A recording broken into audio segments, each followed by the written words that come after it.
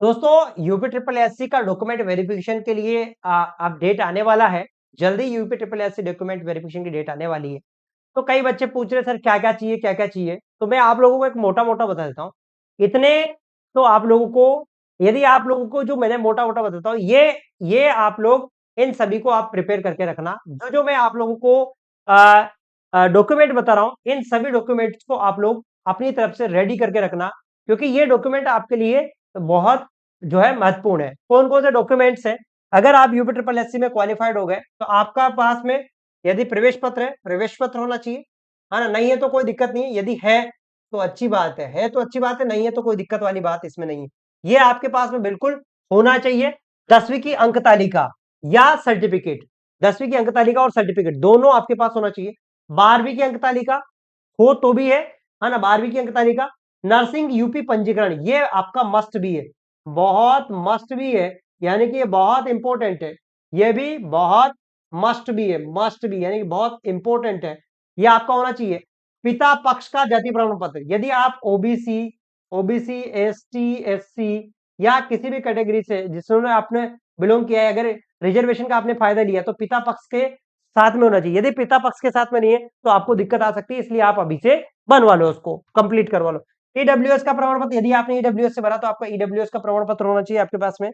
Next बात करेंगे यहाँ पर क्यूआर कोड आधारित अनुभव प्रमाण पत्र, ये आपके पास में होना चाहिए, बहुत इंपॉर्टेंट है, ये भी मस्ट है। अगर आप लोगों ने, जो लोग ने जिन्होंने भरा, यदि फॉर्म में भरा है तो, यदि फॉर्म में भरा है तो, यदि किसी ने फॉर्म में यदि अनुभव भरा है तो उसके पास में ये होना चाहिए, ठीक है। नहीं है तो कोई जो है, हाँ, मूल निवास आपके पास में होना चाहिए। पहचान पत्र के आधार में आपको आधार कार्ड हो सकता है, आपका जो आधार कार्ड है वो आप लगा सकते हैं आप, ठीक है। इसके अलावा आप इलेक्ट्रिसिटी बिल भी लगा सकते हैं यदि आपका नाम है उसमें तो, ठीक है। नवीन फोटो, 5 आप नवीन फोटो आपके पास होना चाहिए, क्योंकि फोटो मांगी जा सकती है।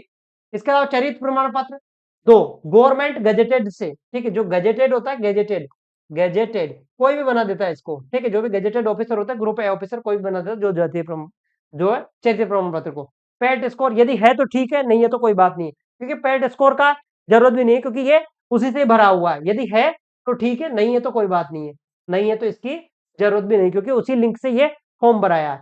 यदि विवाहित भरा है फॉर्म में तो आपको विवाह पंजीकरण की जरूरत है। यदि आपने विवाहित भरा है तो विवाह पंजीकरण की जरूरत है। यदि नहीं है तो बनवा लीजिए, नहीं बन रहा तो भी आपको कोई दिक्कत वाली बात इसमें उतनी ज्यादा होती नहीं है।